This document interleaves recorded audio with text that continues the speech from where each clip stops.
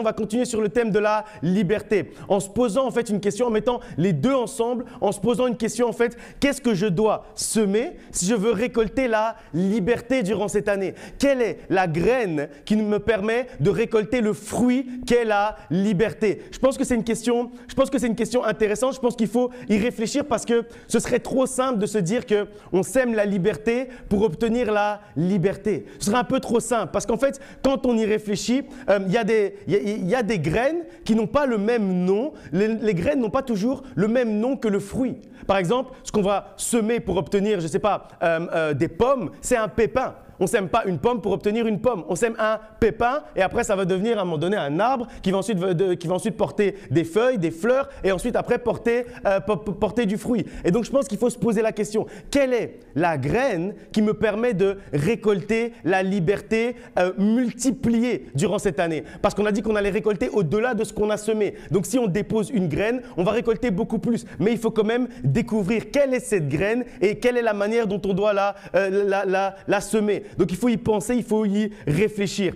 Quelle est la graine qui fera éclore la liberté dans ta vie? C'est la question qu'on se pose aujourd'hui et j'aimerais qu'on réponde à cette question ensemble. Quelle est la graine qui va me permettre de récolter la liberté au-delà de mes espérances, la liberté multipliée, la liberté productive durant cette année? Quelle est cette graine-là? Et en fait, c'est la graine qu'on doit choisir. C'est la graine en fait qu'on va planter dès maintenant et sans nous lasser, comme on a dit la semaine dernière, en ayant du courage, sans nous lasser, sans arrêter, parce que celui qui s'arrête, celui qui stoppe son travail, on a dit que la semaine dernière, c'était le frère de celui qui détruit. Donc, c'est important de ne pas se lasser, c'est important de ne pas se fatiguer parce que sinon, c'est la même chose que si on a détruit tout ce qu'on a déjà fait précédemment. Donc, on doit semer sans se fatiguer, mais il faut savoir ce qu'on doit semer. Il va falloir qu'on plante cette graine-là, mais avant ça, il faut d'abord découvrir cette graine. Et donc, on va lire un passage d'abord dans Jean chapitre 8, verset 30 jusqu'au verset 36. Jean chapitre 8 à partir du verset 30.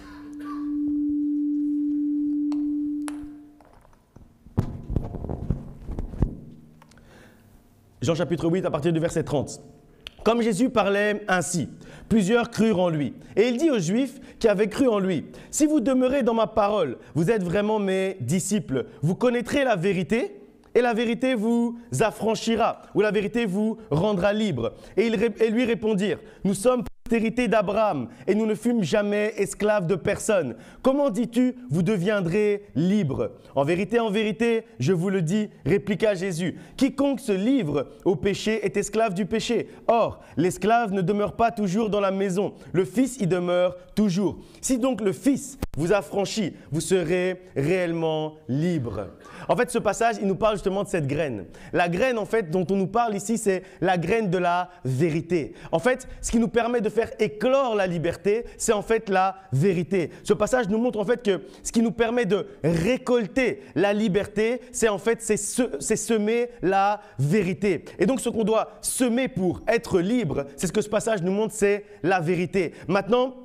on va se poser également la question, qu'est-ce que ça veut dire semer la vérité? Parce que ici, dans ce passage, en fait, les Juifs, ils sont un peu interloqués par la manière dont Jésus va parler. Parce que Jésus va leur dire qu'ils doivent être libres au travers de la vérité. Et eux, ils vont dire, mais en fait, on n'a jamais été esclaves. Et peut-être que depuis le début de l'année, depuis la fin de l'année dernière, quand on parle depuis le début de l'année, mais de la liberté, de la libération, de la délivrance, peut-être que toi, au fond de ton cœur, tu dis, mais moi, j'ai jamais été esclave. Moi, j'ai jamais été peut-être dans une addiction, j'ai jamais été vraiment esclave, j'ai jamais vraiment eu de grande délivrance, donc on n'a jamais prié pour moi et il y a un démon qui est sorti, ça m'est jamais arrivé, donc est-ce que moi je dois vraiment aussi vivre la liberté, vivre la libération? Mais en fait, ce fruit de la liberté, il est pour chacun d'entre nous, il est pour tout le monde. Il ne faut pas se dire comme les Juifs se sont dit là, mais on n'a jamais été esclave, donc pourquoi est-ce qu'on devrait être libéré? Parce qu'en fait, parfois on ne se rend même pas compte qu'on est esclave, comme les Juifs à ce moment-là. Ils ne se rendaient pas compte qu'en fait, le péché, c'est également un esclavage. Une manière de parler, parfois, c'est également un esclavage. Une manière de vivre,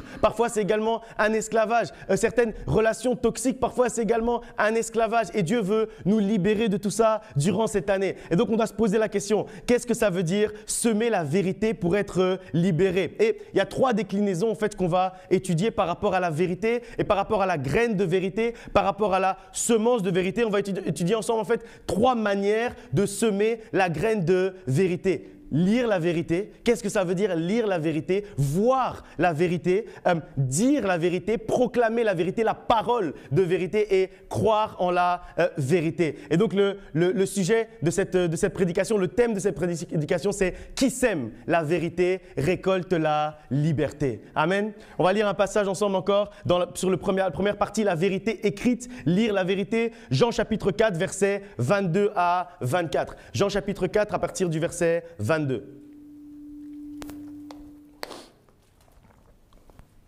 Vous adorez ce que vous ne connaissez pas. Nous adorons ce que nous connaissons, car le salut vient des Juifs. Mais l'heure vient, et elle est déjà venue, où les vrais adorateurs adorent le Père en esprit et en vérité, car ce sont là des adorateurs que le Père demande. Dieu est esprit, et il faut que ceux qui l'adorent en esprit et en vérité.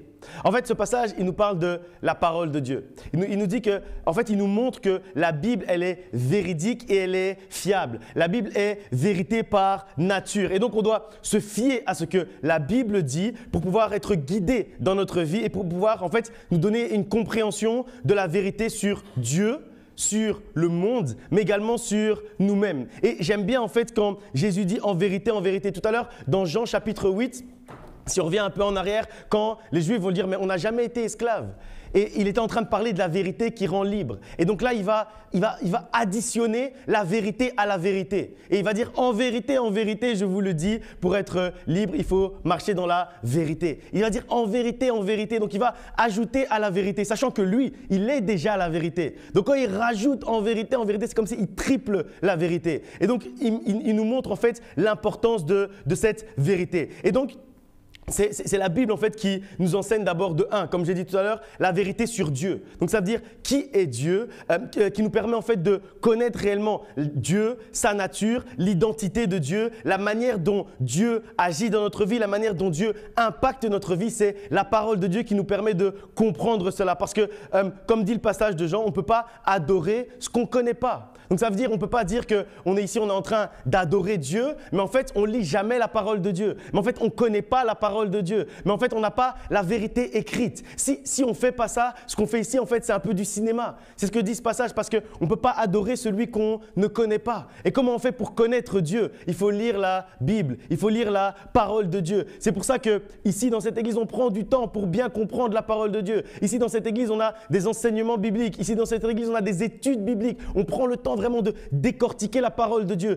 parce qu'on veut savoir qui on adore, parce qu'on veut savoir qui on sert, parce qu'on veut savoir avec qui on marche et qui marche avec nous. Et c'est la première chose que la vérité écrite nous enseigne, c'est qui est notre Dieu, quelle est l'identité de Dieu, parce qu'on ne peut pas adorer celui qu'on ne connaît pas. Donc on ne peut pas dire qu'on adore Dieu si on ne lit pas, si on n'étudie pas, si on ne médite pas la parole de Dieu. Et aussi, la vérité, elle est directement liée à la personne de Jésus-Christ. Parce que c'est Jésus lui-même qui a dit « Je suis le chemin, la vérité et la vie ». Comme pour nous dire en fait que le chemin sur lequel on doit marcher pour arriver à la vie, pour arriver à la liberté, pour arriver à la vie abondante, c'est justement cette vérité. En fait, quand il dit « Je suis le chemin, la vérité et la vie », il parle que d'une seule chose. Il parle en fait du chemin de vérité de laquelle la destination est la vie. Et lui, il dit qu'il est en fait ce chemin sur lequel on doit marcher qui est la vérité. Et au bout de ce chemin, c'est la vie qui nous attend. Au bout de ce chemin, c'est la liberté qui nous attend. Donc, en suivant Jésus-Christ,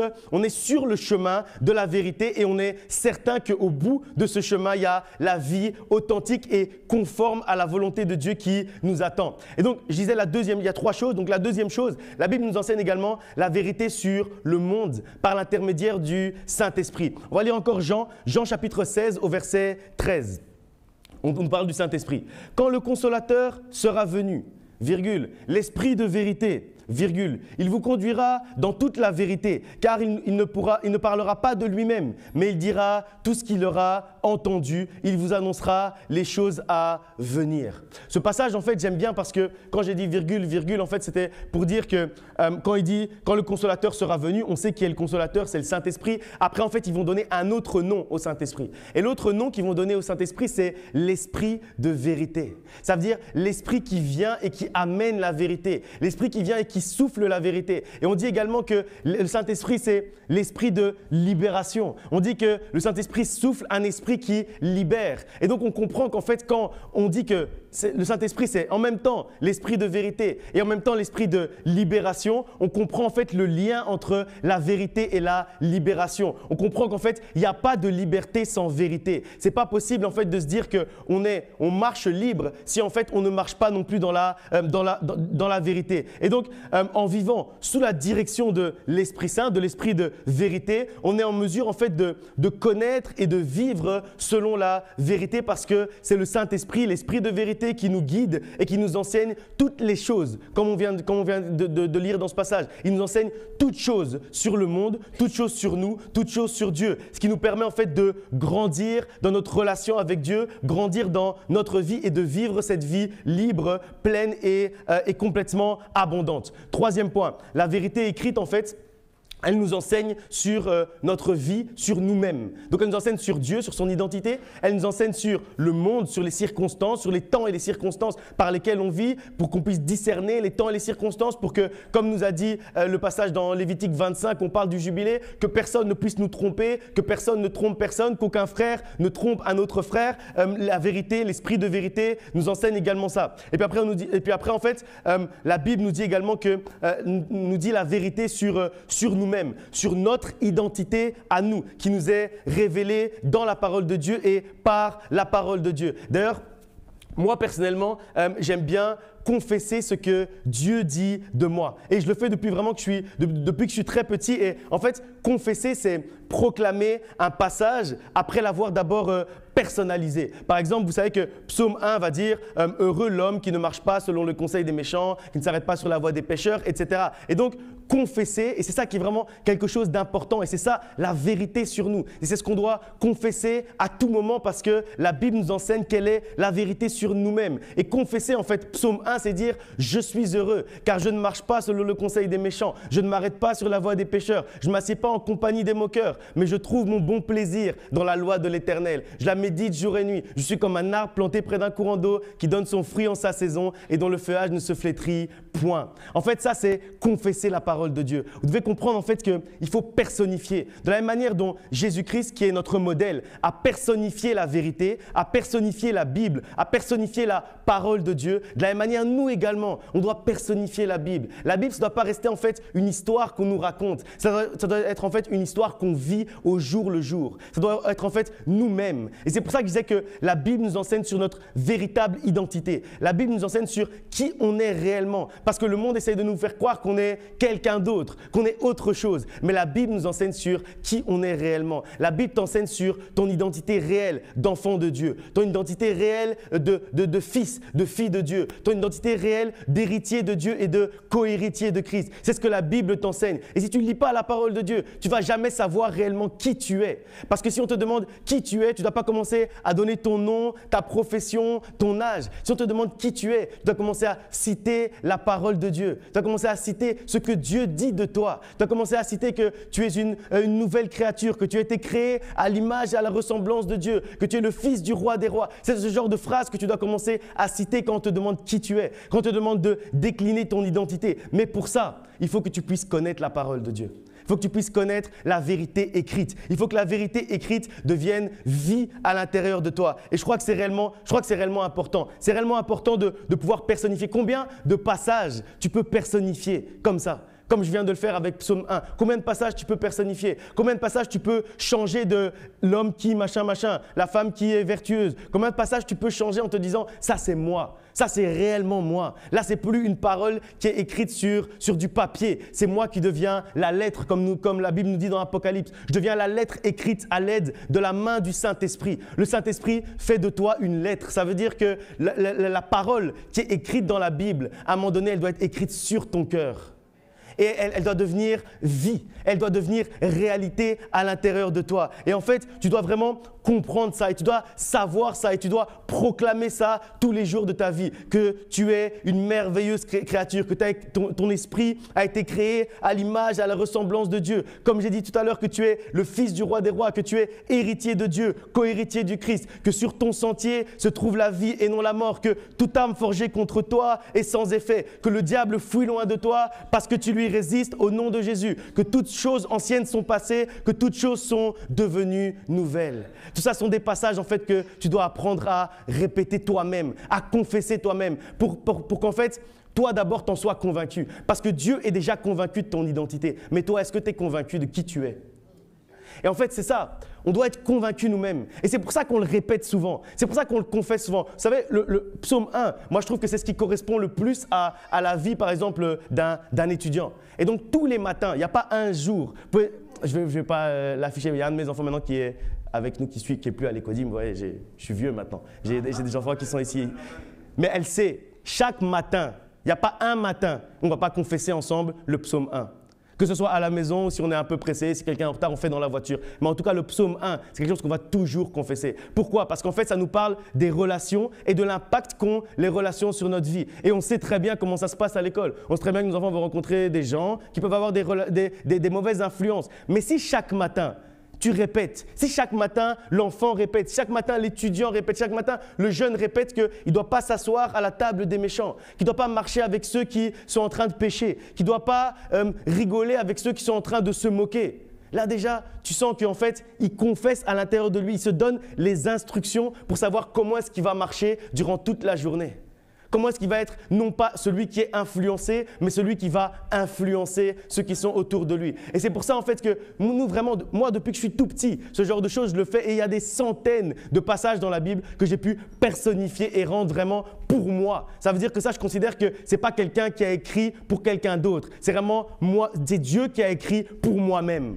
Quel passage tu peux te dire, ça, ce passage-là, Dieu a écrit pour moi-même. Et j'aimerais qu'avant la fin de la prédication, tu écrives quelque part dans un calepin, dans ton téléphone, dans ta Bible, peu importe, le passage où tu te dis, ça c'est écrit pour moi. Et que tu le changes et que tu le mettes à la première personne du singulier. S'il est écrit en il, elle, etc., change-le. Mets-le à la première personne du singulier. On va faire cet exercice pratique. On ne va pas le faire comme ça maintenant, mais réfléchis à ça pendant la prédication. Et à la fin de la prédication, il faut que chacun d'entre nous, on ait écrit au moins un passage, qu'on ait personnifié, qu'on ait écrit pour nous et qu'on se dise, tous les jours de ma vie, je vais répéter ce passage parce que je ne veux pas oublier qui je suis. Parce que je ne veux pas perdre de vue qui je suis. Et parce que moi, je veux savoir qui je suis. Mais je veux également que les ennemis autour de moi sachent qui je suis. Je veux également que mes problèmes sachent qui je suis. Il faut que tes problèmes sachent que tu es l'enfant du roi des rois. Il faut que tes problèmes sachent que tu es l'enfant de celui qui dit un mot et la chose s'accomplit. Il faut que tes problèmes sachent. Il faut que l'ennemi autour de toi, il sache. Il faut que le monde sache. Il faut que les principautés sachent. Il faut que les dominations sachent qui tu es.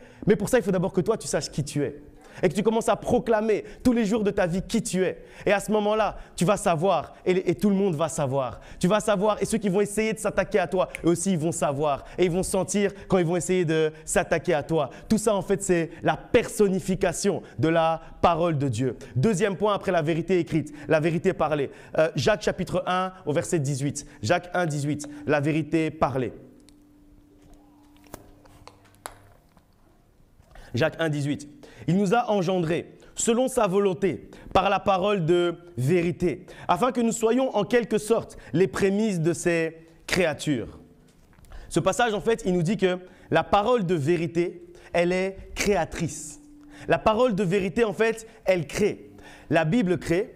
La parole de Dieu, que Dieu prononce crée, c'est ce qu'on voit dans Genèse et la création de l'humanité. Et c'est pour ça en fait que Dieu est créateur. Pourquoi est-ce qu'il est créateur? Parce qu'il est la vérité et parce qu'il dit la vérité. Donc quand tu dis la vérité, ta parole commence à devenir créatrice. Et c'est pour ça que je disais qu'il faut confesser la parole de Dieu. Parce que quand tu répètes tous les jours de ta vie, je suis heureux car je ne marche pas selon le conseil des méchants, etc. Je suis comme un arbre planté près d'un courant d'eau. En fait, tu proclames la vérité. Et puisque tu proclames la vérité et que la parole de vérité est créatrice, ça veut dire que tu es en train de créer l'homme heureux dont Psaume 1 parle. Ça veut dire que le bonheur que tu es en train de proclamer sur ta vie, au travers de la parole de vérité, c'est une parole créatrice. C'est une parole qui est en train de créer. C'est une parole qui est en train d'engendrer, comme dit ce passage. C'est une parole qui engendre. Qui engendre quoi? Qui engendre justement le bonheur que tu es en train de proclamer. Et c'est pour ça que c'est important de confesser la parole de Dieu. Parce que la parole de vérité est créatrice. Et beaucoup de gens en fait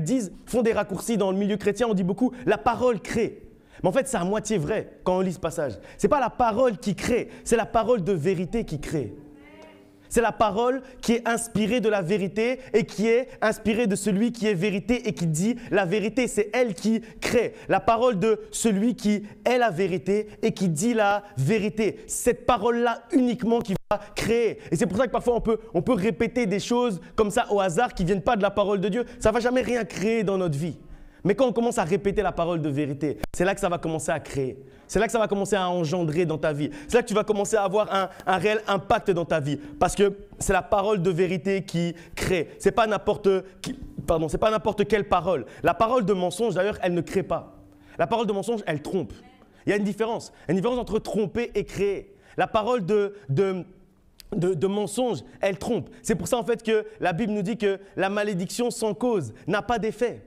Ça veut dire que si on ment sur toi, ça n'a aucun effet sur toi. Donc n'aie pas peur de ce qu'on dit sur toi, parce que si ce n'est pas la vérité, tu n'as pas besoin d'avoir peur puisque tu sais que la parole qui crée, c'est la parole de vérité. Donc ça veut dire que le parallèle de ça, c'est que la parole de mensonge ne peut pas créer.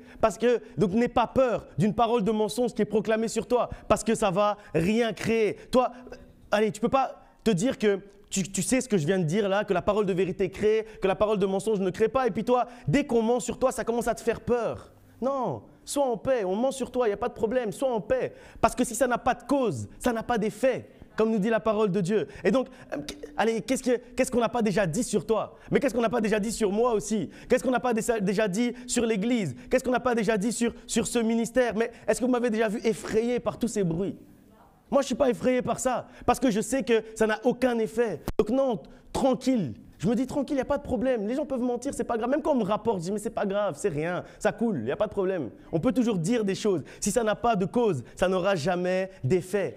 Et je suis tranquille parce que la parole de mensonge, elle n'est pas créatrice. Et pourquoi est-ce que la parole du mensonge n'est pas créatrice? Parce que le menteur n'est pas créateur. C'est la vérité qui est créatrice parce que Dieu, lui, est créateur. Et en 6 ans, vraiment, ça fait 6 ans maintenant que je suis pasteur titulaire. J'ai fêté mon anniversaire de pasteur titulaire ici en janvier. Merci pour le joyeux anniversaire que vous ne m'avez pas souhaité. En 6 ans, en tant que pasteur titulaire, le nombre de fois… Non, je rigole évidemment.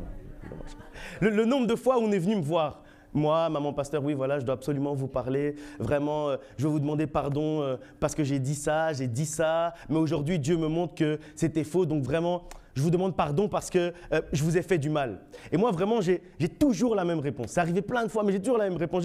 D'abord, je te pardonne à 100%. Avant même que tu viennes me demander pardon, je t'avais déjà pardonné. Mais sache que sur un point, tu te trompes. Tu ne m'as pas fait mal.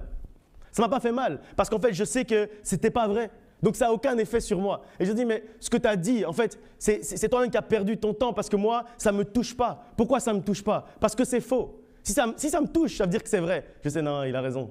Donc, c'est chaud. Parce que c'est vrai ce qu'il dit, donc ça peut créer quelque chose. Mais si c'est faux, s'il vient me rapporter quelque chose qui est faux et il vient me demander pardon, je dis, mais c'est pas grave, je te pardonne. Mais sache que, en tout cas, tu te trompes quand tu dis ça m'a fait mal. Parce que les personnes croient qu'ils nous font mal quand ils mentent. Mais non, ça ne nous fait pas mal parce qu'on sait que c'est faux. Et si c'est faux, ça ne crée pas. Et si ça ne crée pas, comment ça peut nous faire du mal? Même le mal, ça ne peut pas le créer à l'intérieur de nous, puisque ça ne crée pas. Vous comprenez ce que je veux dire? Et je dis souvent aussi, comme c'est faux aussi, sache que pendant que toi, tu disais ces choses fausses-là, qui ne créaient rien, moi, j'étais ici, là, à la chair, en train de proclamer des paroles de vérité qui créent. Amen. Donc toi, tu as perdu ton temps en proclamant des choses qui ne créent pas. En proclamant des choses, même pas qui détruisent, qui font rien en fait, qui n'ont aucun effet, qui sont complètement neutres. Et je crois que mon temps a été mieux utilisé malheureusement que ton temps. Parce que moi, j'ai proclamé la vérité et ça a créé dans ma vie. Et ça a engendré dans ma vie. Et ça a fait quelque chose dans ma vie. Et aujourd'hui, tu reviens et je suis plus loin qu'au moment où tu as commencé tes mensonges. Parce qu'entre-temps, ça a engendré. Entre-temps, ça a créé. Entre-temps, j'ai avancé. Mais toi, tes paroles de mensonges, qu'est-ce qu'ils ont fait? Rien.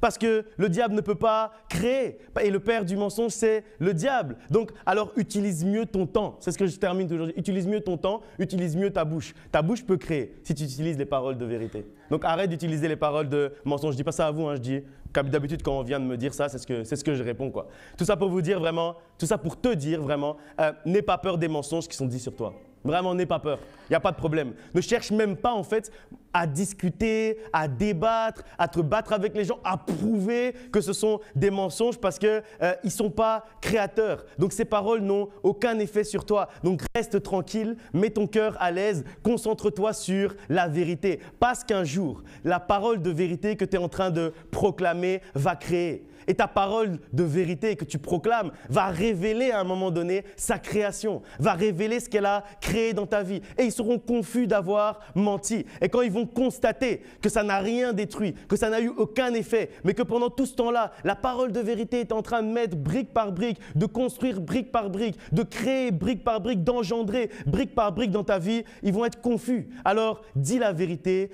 Concentre-toi sur les paroles de vérité. Dis la vérité qui crée et crée avec la parole de vérité. Amen. Amen. On va lire encore 2 Timothée, chapitre 2, versets 14 à 19. 2 Timothée 2, 14 à 19.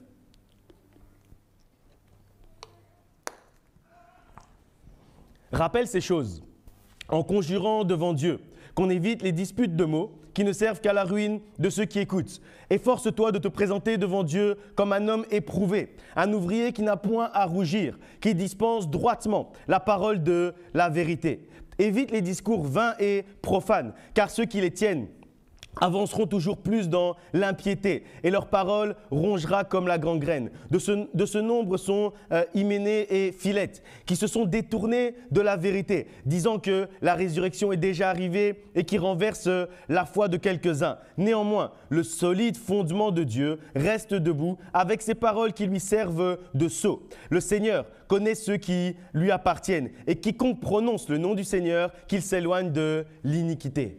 J'aime bien ce passage parce que c'est important aussi de se rappeler de certaines choses, de se rappeler que notre bouche doit être utilisée pour proclamer des paroles de vérité et non pas pour les disputes de mots qui servent à la ruine de ceux qui écoutent, des mensonges, des discours vains et profanes qui ne servent de rien, des discours d'impiété, etc. En fait, notre bouche ne peut pas proclamer la vérité, mais également être en train de proclamer des disputes, des insultes, des trucs. Non, ce n'est pas possible. C'est ce que nous dit ce passage. Il faut que notre bouche soit utilisée pour une seule chose, pour les paroles de vérité et pour faire marcher dans la vérité. Et puis après, on nous dit que néanmoins, le solide fondement de Dieu reste debout.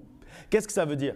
Ça veut dire que si tu as l'habitude de confesser les paroles de vérité, si tu as l'habitude de lire les paroles de vérité, comme on l'a dit tout à l'heure, si tu prends cette habitude-là, en fait, ça, comme j'ai dit tout à l'heure, la parole de vérité construit. La parole de vérité crée. Donc au moment où tu es en train de proclamer tout ça, tu es en train de créer des fondations.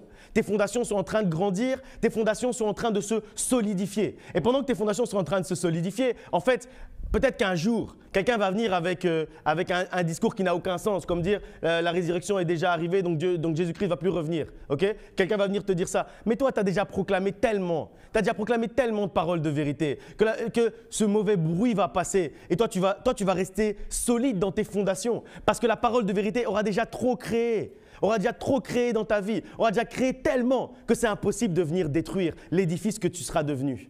Et c'est pour ça en fait qu'il faut proclamer la parole de Dieu. C'est pour ça qu'il faut confesser la parole de Dieu. C'est pour que nos fondations soient solides. C'est pour que nos fondements soient solides. Parce que le passage ici au verset 19 nous dit « Néanmoins ». Malgré tout ça, malgré tous les mensonges, malgré toutes les disputes, malgré tous les problèmes, malgré tout ce que les gens peuvent faire avec leur bouche, on dit ici que le solide fondement de Dieu reste debout. Aujourd'hui, je prie pour que tu sois le solide fondement de Dieu, qui va rester debout peu importe les bruits, qui va rester debout peu importe les mauvais vents, peu importe ce qu'on va dire, peu importe les mensonges, parce que ne crois pas que ça va s'arrêter. On va encore dire des mensonges sur toi. On va encore essayer de se disputer avec toi. On va encore t'insulter. On va encore essayer de te quereller. Mais le fondement solide reste debout.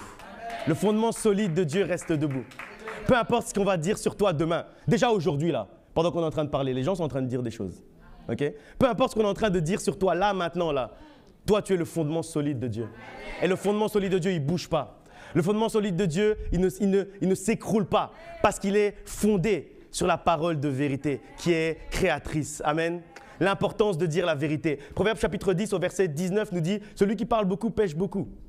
Ça veut dire qu'il faut faire attention également à ce qu'on fait avec notre bouche en dehors de dire les paroles de vérité. On ne peut pas être libre et passer notre temps à mentir.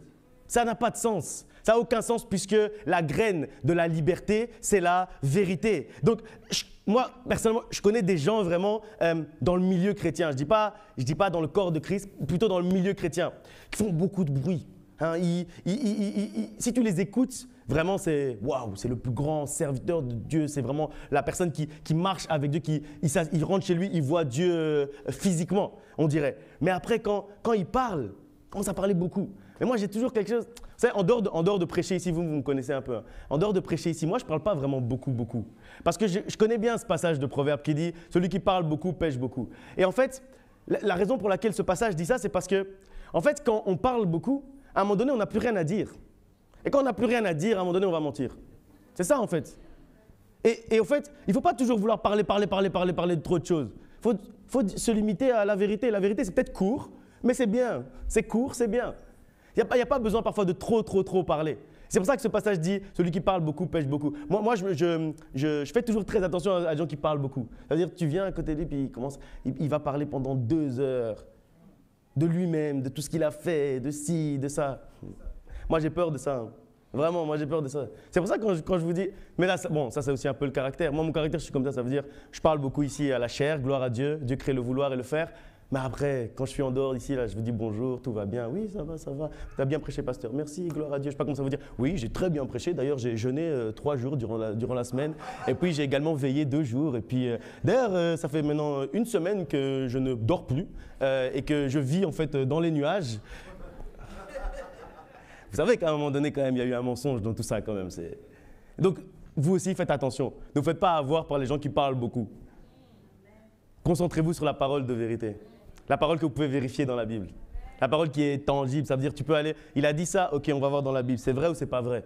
Le reste, là, c'est des fourritures. Tout ce qui est autour, là, c'est pas très intéressant.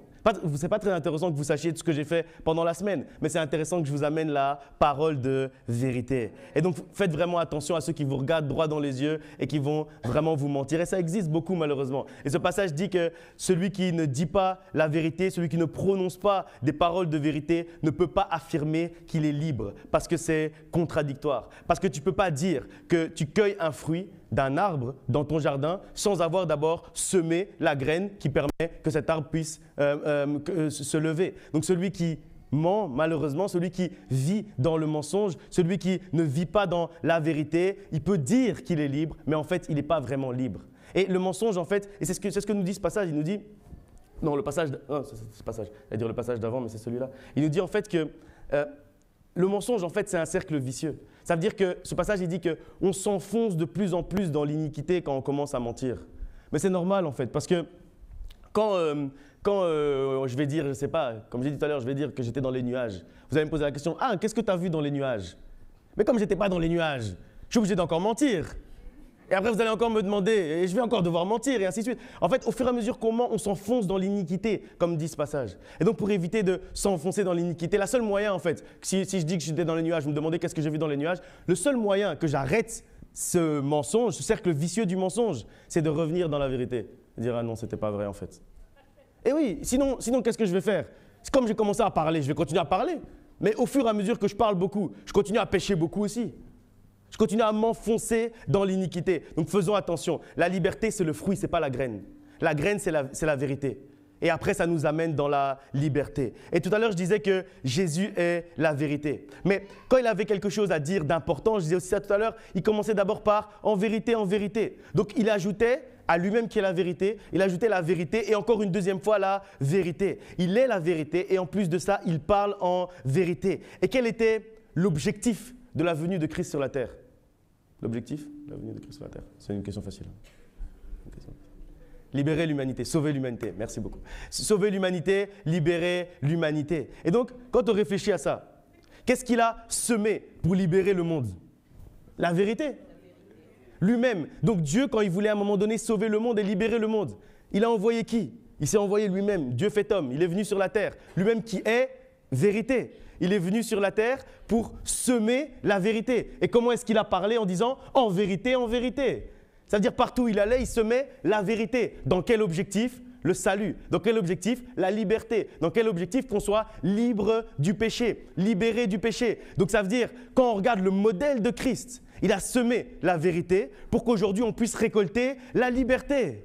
Donc nous, de la même manière, on doit semer la vérité pour récolter la liberté. C'est ce que Jésus a fait et c'est ce que toi aussi tu dois commencer à faire. Parle comme ça, que avant tes phrases, tu puisses dire en vérité, en vérité. Et si tu commences à être comme ça, alors tu verras la liberté. Alors tu vivras la liberté. Notre Dieu, c'est le Père de la vérité. Celui qui agit et qui marche en vérité. Celui qui est la vérité. Celui qui mène à la vérité. Celui qui sème la vérité pour que nous soyons libres à tout moment. Mais n'oublions pas que quelqu'un est également contre cette liberté-là. Parce que là où Jésus-Christ, son objectif, c'était le salut du monde et la liberté, il y a quelqu'un aussi, il y a l'ennemi, il y a le diable qui veut nous condamner. Qui veut nous condamner, c'est-à-dire qui veut nous rendre esclaves, qui veut nous remettre sous un joug, sous le joug du péché, sous l'esclavage du péché. Et donc, à votre avis, qu'est-ce qui va semer justement pour récolter l'esclavage? Puisque si on sème la vérité, on récolte la liberté. On va lire Jean chapitre 8, verset 44. Jean 8, 44. Vous avez pour père le diable et vous voulez accomplir les désirs de votre père. Il a été meurtrier dès le commencement et il ne s'est pas tenu dans la vérité parce qu'il n'y a pas de vérité en lui. Lorsqu'il profère le mensonge, il parle de son propre fond car il est menteur et le père du mensonge. La Bible, ce n'est pas très compliqué. Ça veut dire que si la graine de la liberté, c'est la vérité, en fait, le corollaire, c'est juste de dire que la graine de l'esclavage, la graine des chaînes, la graine de la prison, c'est le mensonge. C'est aussi simple que ça. Et le père du mensonge, c'est le diable. Et c'est pour ça en fait que Dieu a en horreur le mensonge. Parce qu'il sait qui en est le père. Il sait qui en est l'auteur. Et il sait qui n'a jamais eu de vérité à l'intérieur de lui. Le seul qui n'a jamais eu de vérité à l'intérieur de lui, comme le dit ce passage, c'est le diable. L'objectif du mensonge et du père du mensonge, c'est la condamnation et la mort. C'est l'enchaînement, c'est qu'on soit opprimé, c'est qu'on soit culpabilisé. Et quand il nous attrape, il nous amène en fait vers la mort. Parce que puisque la vérité, comme on l'a dit tout à l'heure, est le chemin de laquelle l'issue finale est la vie, alors le corollaire, c'est que le mensonge, c'est un chemin sur lequel, en fait, l'issue finale, c'est malheureusement la mort. Actes chapitre 5, versets 1 à 11. Actes 5, 1 à 11.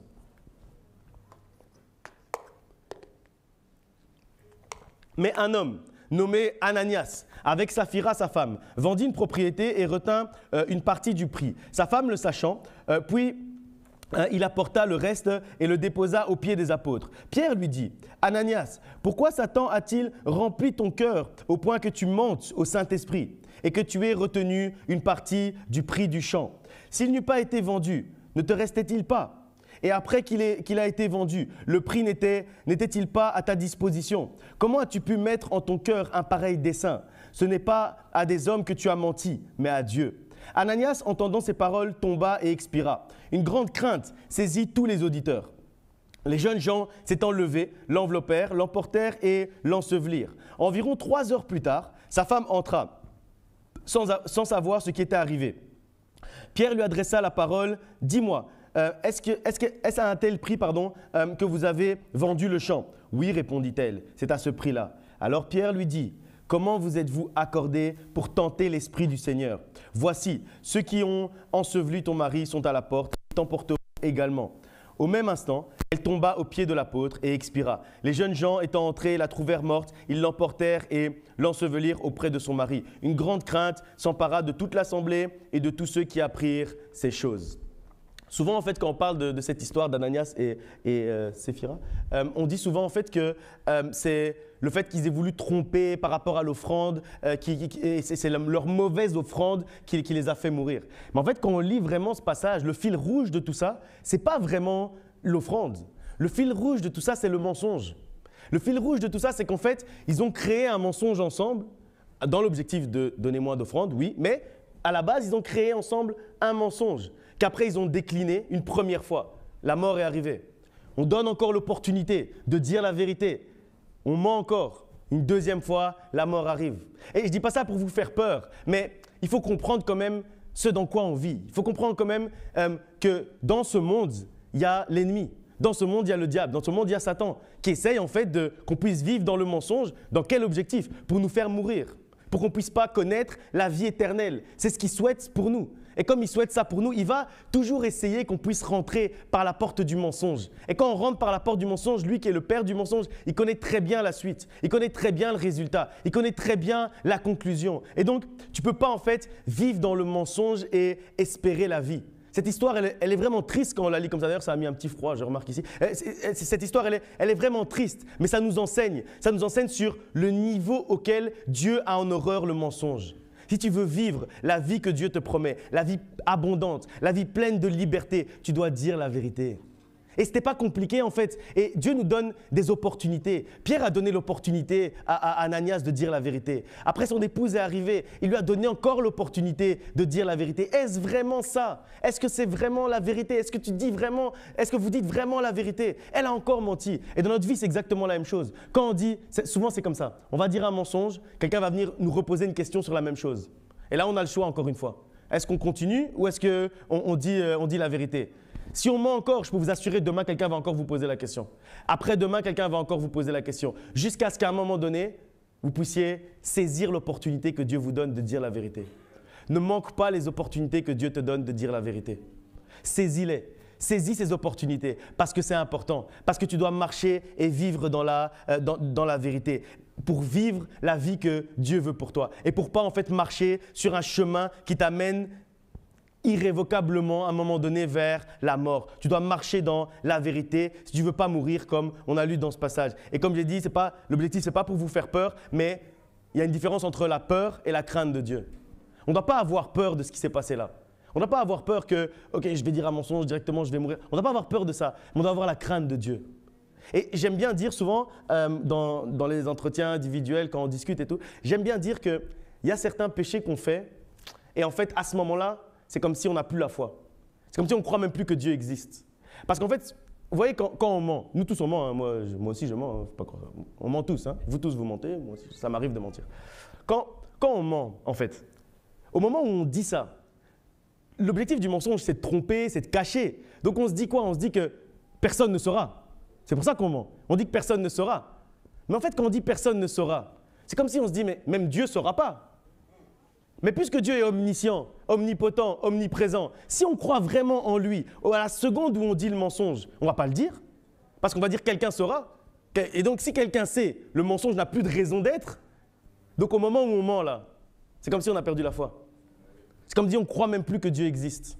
Et c'est pour ça que la Bible nous dit, celui qui veut s'approcher de Dieu doit croire que Dieu existe. C'est un passage qui a l'air un peu… ça ne veut rien dire. Évidemment, si je veux m'approcher de Dieu, je dois croire que Dieu existe. Mais ça veut dire en fait que parfois il y a certains actes qu'on pose qui démontrent à Dieu, à ce moment-là, malheureusement, mon fils ne croyait même pas que j'existe. Imaginez comment ça doit lui faire du mal de se dire, mais quand même, après tout ce que j'ai fait dans sa vie, après toutes les bénédictions, après toutes les fois où je l'ai guéri, après toutes les fois où je l'ai sorti de problèmes, tous les problèmes que j'ai résolus, il peut encore avoir des moments dans sa vie où il oublie jusqu'à mon existence. Ne soyons pas de ceux qui oublient jusqu'à l'existence de Dieu. Ça veut dire que si tu mens, repens-toi directement en te disant non, Dieu existe. Ça veut dire que je crois que personne ne va savoir, mais si lui, il sait déjà. Parce que lui, il sait, parce que lui, il est omniscient. Et comme je dis, ce n'est pas pour vous faire peur, mais c'est juste pour que vous ayez la crainte de Dieu. On doit avoir la crainte de Dieu. On doit savoir que… Et c'est ça en fait, avoir la crainte de Dieu. Avoir la crainte de Dieu, c'est juste être conscient qu'il existe. Si on est conscient qu'il existe, on a la crainte de Dieu. Parce qu'on connaît sa nature. Donc on sait qu'il est partout. On sait qu'il sait tout et on sait qu'il peut tout. Donc quelqu'un comme ça, tu fais quand même attention à ce que tu dis et à ce que tu fais. Et c'est quelque chose d'important. Hier, une parenthèse, mais hier, je disais à mon épouse que moi, j'ai un peu difficile avec les prédicateurs humoristiques. Vous voyez, le genre de prédicateur, tu viens, tu rigoles, mais quand tu sors, tu ne sais même pas ce qu'il t'a dit. Vous voyez, un peu le genre de prédicateur. Parce qu'en fait, moi, je ne viens pas, et là, c'est pour moi. Pas moi en tant que prédicateur, moi en tant que membre du corps de Christ, quand je m'assieds pour écouter une prédication. Moi, j'ai dur parce que je ne viens pas justement pour être flatté, je ne viens pas pour rigoler, je viens en fait pour grandir. Je viens pour apprendre, je viens pour devenir plus mature, je viens pour m'approcher de la face de Dieu. Je viens en fait pour que la parole puisse vraiment être comme dans ma vie, comme une épée à double tranchant qui va jusqu'à séparer l'os de la moelle. Qu'est-ce que ça veut dire? Ça veut dire en fait que quand on vient recevoir la parole de Dieu, c'est pour que Dieu puisse séparer en nous ce qui est bon de ce qui n'est pas bon.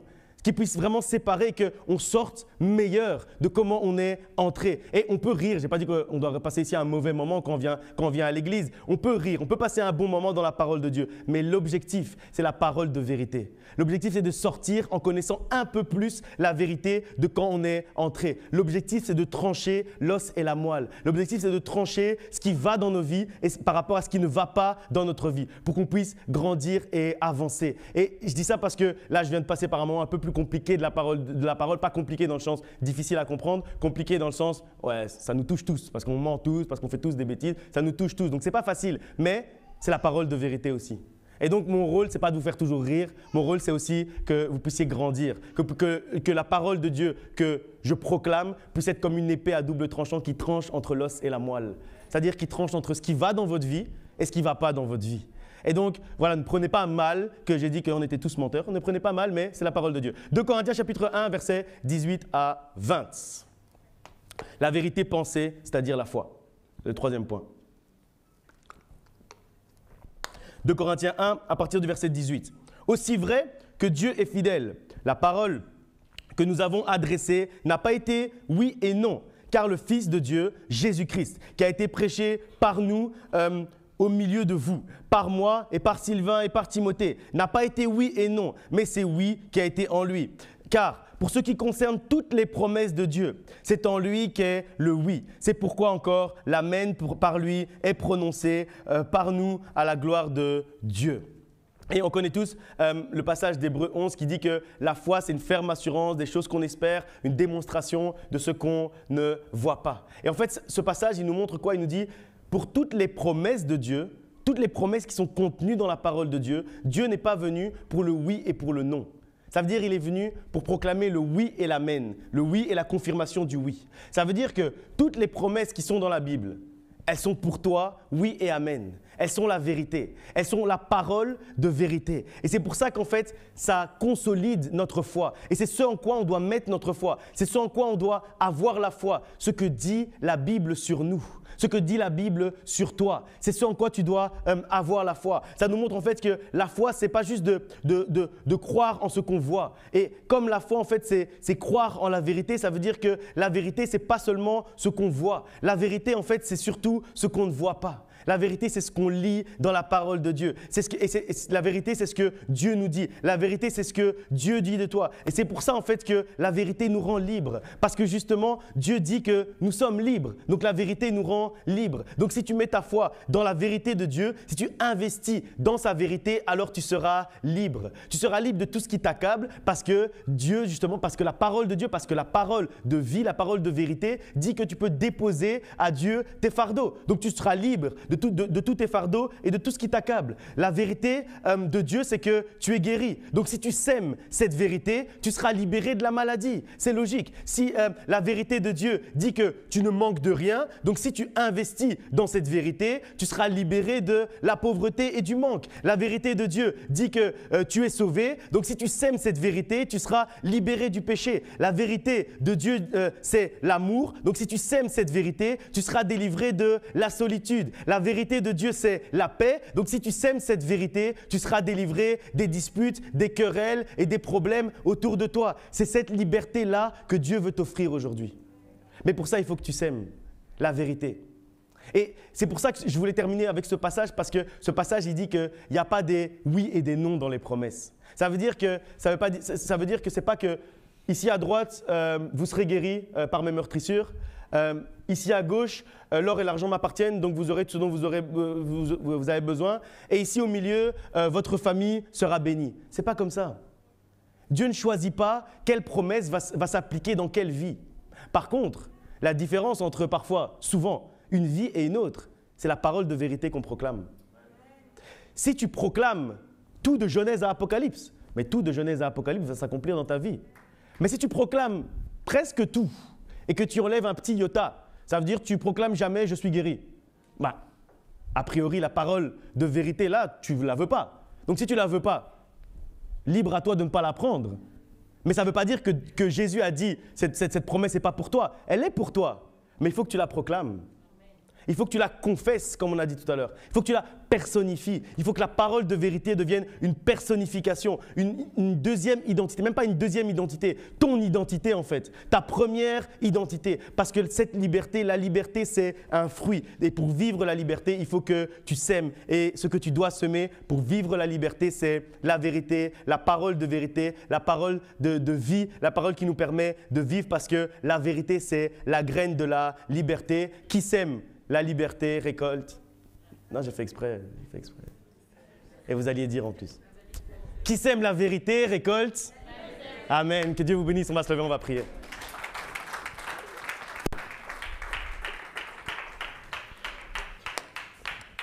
On va prier et j'espère que vous avez écouté la première instruction, c'est-à-dire pendant toute la prédication, vous avez pensé à ce verset qui vous permet, que vous allez personnifier. Et pendant qu'on va prier, c'est ça que vous allez faire.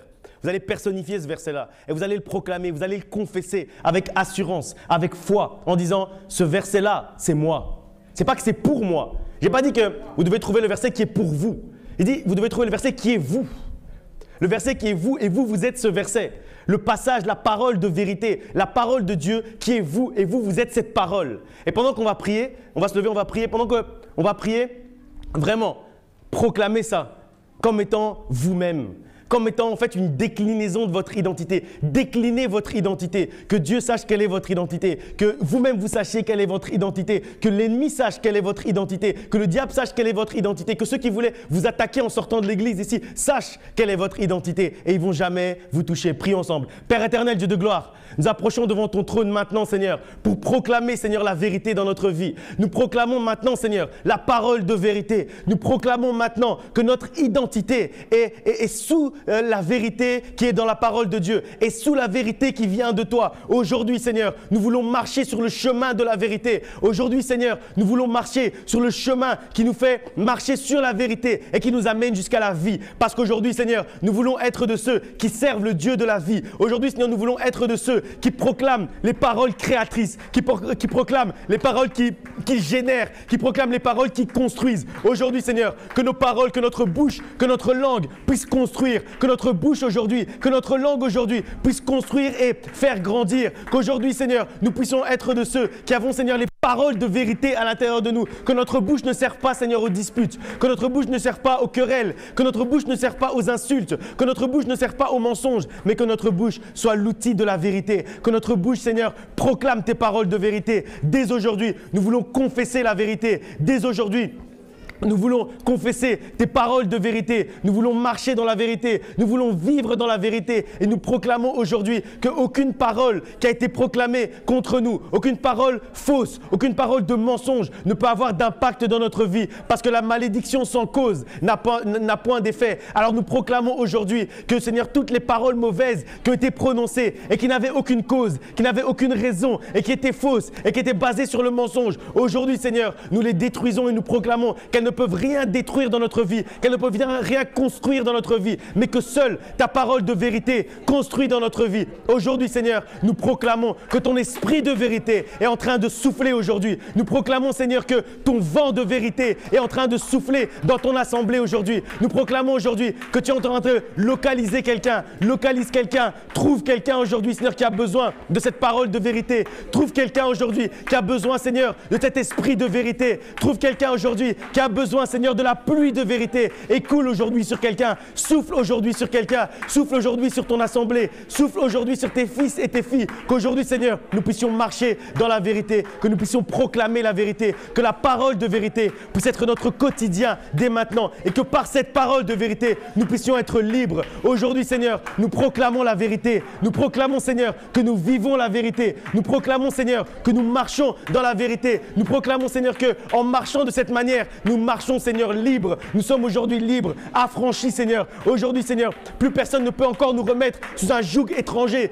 Plus personne ne peut encore nous remettre sous le joug de l'esclavage, sous l'esclavage du péché. Parce qu'aujourd'hui, Seigneur, tu as brisé nos chaînes et tu nous as montré comment rester dans la liberté. Tu nous as montré comment rester sur le chemin de la vérité. Aujourd'hui, Seigneur, nous te remercions. Nous te remercions parce que nous avons en nous cette conviction que nous sommes libres, que nous sommes affranchis et que rien ni personne ne peut encore nous remettre sous le joug de l'esclavage. Au nom de Jésus-Christ, nous avons ainsi prié. Amen.